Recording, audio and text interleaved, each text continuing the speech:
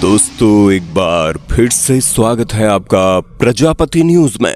Rolls Royce एक ऐसी luxurious car जिसे खरीदने का सपना अमीर से अमीर लोग भी देखते रह जाते हैं, लेकिन वो उसे खरीद नहीं पाते। और हमारे और आप जैसे नॉर्मल लोग तो इस कार को खरीदने के बारे में सोच भी नहीं सकते। लेकिन कितनी हैरानी की बात है ना कि जिस गाड़ी को खरीदने के लिए दुनिया भर के करोड़पति बेताब है, उसे ऐसे बच्चे ने तैयार किया जिसका पूरा बचपन गरीबी में चाइल्ड लेबर करते हुए गुजरा। और सिर्फ गरीबी ही नहीं, इस लग्जरियस गाड़ी को बनाने वाले ने ऐसे ऐसे हालात देखे कि आपके भी होश उड़ जाएंगे और आप ये कहने पर मजबूर हो जाएंगे कि वाह क्या कमाल का इंसान है।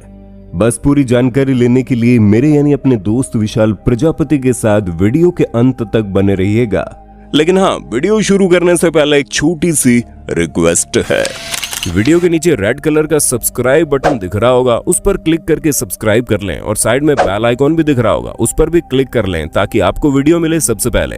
दोस्तों, कहानी की शुरुआत होती है 1863 से, जब इंग्लैंड के एक छोटे से गांव में हेनरी रॉयस का जन्म होता है। ये वैसे तो एक संपन्न परिवार में पैदा हुए थे, लेकिन जब ये 4 साल के हुए तो इनके फादर का बिजनेस बर्बाद हो गया और पूरी फैमिली सड़क पर आ गई। और फिर 9 साल की उम्र में इन्होंने अपने पिता को हमेशा के लिए खो दिया। हालात इतने खराब हो गए कि इनकी माँ को घरों में काम करने जाना पड़ा और माँ का हाथ बटाने के लिए छोटी सी उम्र में हेनरी न्यूज़पेपर डिलीवरी के काम में लग गए। इसी तरह चलता रहा, लेकिन फिर 14 साल की उम्र में हेनरी की जिंदगी ने यू टर्न लिया, जहां इनकी एक आंटी ने हेनरी के अंदर कुछ खास देखा और फिर वो ग्रेट नॉर्दर्न रेलवे कंपनी में गई और वहां 20 पाउंड हर साल देकर हेनरी को अप्रेंटिस के तौर पर वहां ज्वाइन करवा दिया। अगले 3 सालों में हेनरी ने दिन रात एक कर दिया, दर्जनों किताबें पढ़ी, फैक्ट्री में अलग अलग तरह की मशीन चलानी सीखी, यहाँ तक कि कारपेंट्री और इलेक्ट्रॉनिक के काम में भी महारत हासिल कर ली और 17 साल की उम्र तक वो एक प्रॉपर मैकेनिक बन चुके थे। 21 साल की उम्र तक उन्होंने एक इंजीनियर के तौर पर नौकरी भी की, लेकिन जब उनकी कंपनी बंद होने वाली थी तो हेनरी के पास दूसरी कंपनी में जॉब करने का मौका था, लेकिन जॉब करके सेटल नहीं होना चाहते थे। इसलिए उन्होंने अपने खुद के इलेक्ट्रिकल इंजीनियरिंग कंपनी खोलने का मन बना लिया और फिर अपनी 20 पाउंड की सेविंग्स का इस्तेमाल करते हुए मैनचेस्टर में एक छोटा सा ऑफिस खोला जिसका नाम था FH रॉयस एंड कंपनी। शुरुआत में कंपनी को खड़ा करने के लिए हेनरी को जो काम मिला उन्होंने हर वो चीज की, यहाँ तक कि सिलाई मशीन ठीक करने से लेकर इलेक्ट्रिकल फिटिंग्स करने तक हर एक चीज वो कर रहे थे। फिर उन्होंने ये नोटिस किया कि टाइम के साथ इलेक्ट्रिकल लाइटिंग्स और फिटिंग्स की डिमांड बहुत बढ़ रही है, इसलिए उन्होंने इलेक्ट्रॉनिक डोरबेल, बल्ब होल्डर और ARC लैंप जैसी चीजों की मैन्युफैक्चरिंग शुरू कर दी और यहीं से उनकी कंपनी की पूरी किस्मत बदल गई, जहां उनकी कंपनी दिन दुगुनी रात चौगुनी तेजी से कमाई कर रही थी। 38 की उम्र में हेनरी रॉयस का एक परिवार था और वह एक बड़ी सी फैक्ट्री खोलना चाहते थे। सब कुछ अच्छा चल रहा था, लेकिन फिर 1901 में जर्मन और अमेरिकन कंपनियों ने ब्रिटिश इलेक्ट्रॉनिक मार्केट में कदम रखा, जिसकी वजह से वहां पर इलेक्ट्रॉनिक प्रोडक्ट्स की वैल्यू गिरती चली गई। हेनरी का बिजनेस लॉस में जाने लगा, जिसकी वजह से उनकी फिजिकल और मेंटल हेल्थ तेजी से खराब होने लगी। डॉक्टर ने हेनरी को कहा कि ठीक होने के लिए उन्हें खुली हवा में रहने की जरूरत है और साथ ही उन्हें कार खरीदने की सलाह दी गई ताकि वो अपनी बॉडी को बिना स्ट्रेन किए ट्रैवल कर सकें। इस सलाह को मानते हुए हेनरी ने छुट्टी लेकर खुद को ठीक किया और फिर डिकॉवेले नाम की फ्रेंच मेड कार भी खरीद ली। हालांकि ये कार काफी आवाज करती थी, इसके ब्रेक सही से काम नहीं करते थे और बहुत जल्दी गर्म भी हो जाती थी। हेनरी जैसे इंसान जिसे हर चीज परफेक्ट चाहिए थी, उनके लिए कार बेकार थी। इसलिए उन्होंने सोचा कि वो इस कार में मॉडिफिकेशन करेंगे। फिर जाने अनजाने उन्होंने पूरी कार को ही दोबारा से डिजाइन कर दिया और उनकी डिजाइन की हुई कार ओरिजिनल कार से बहुत ही ज्यादा बेहतरीन थी। यहीं से हेनरी को कॉन्फिडेंस आया कि वो अपने खुद की कार बिल्ड कर सकते हैं, यहाँ तक कि कार का बिजनेस भी कर सकते हैं। हेनरी ने अपनी टीम खड़ी की और नई कार को डिजाइन करने का काम शुरू कर दिया। हेनरी और उनकी टीम ने मिलकर 10 हॉर्स पावर और 2 सिलेंडर वाली एक कार तैयार की, जो लगभग हर चीज में बेहतर थी, फिर चाहे वो स्मूथनेस में हो या फिर कम आवाज करना हो, यहाँ तक कि कार की मजबूती भी अच्छी अच्छी गाड़ियों को मात दे देती। फिर अप्रैल 1904 में इस कार का सबसे पहले रोड टेस्ट हुआ और अपने पहले ही टेस्ट में इस कार ने करीब 50 किलोमीटर का डिस्टेंस कवर कर लिया।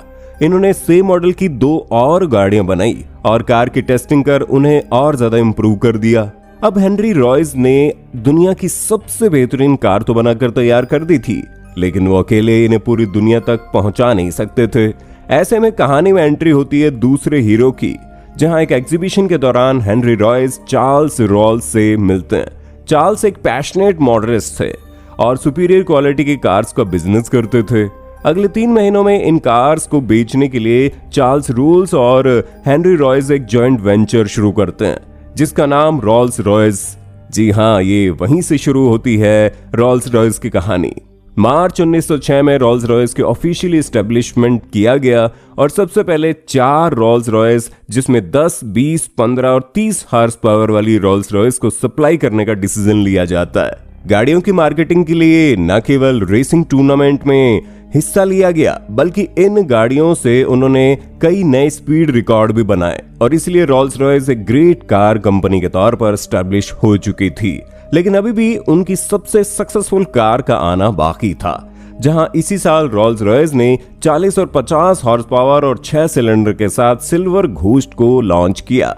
ये कार चलाने में बिल्कुल स्मूथ थी और इसका रंग सिल्वर था।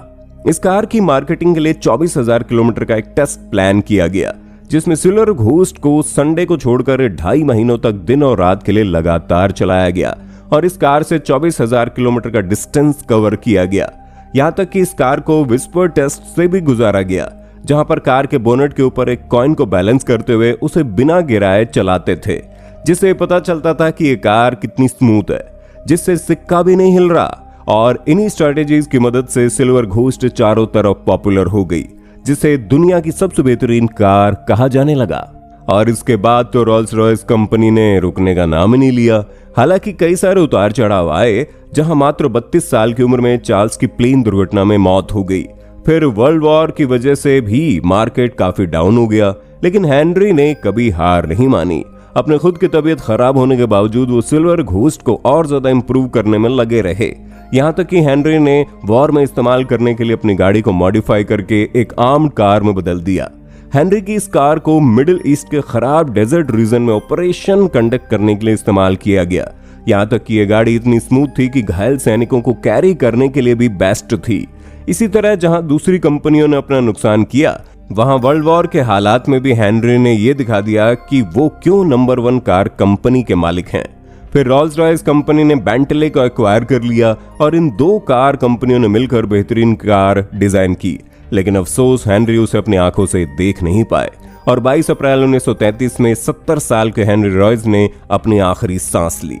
दोस्तों, वाकई में हेनरी रॉयस की कहानी एकदम जबरदस्त है, जिस पर आपका क्या कहना है कमेंट में बताइए। और इसी तरह की वीडियोस को देखते रहने के लिए चैनल को लाइक, शेयर, सब्सक्राइब करना ना भूलें। धन्यवाद।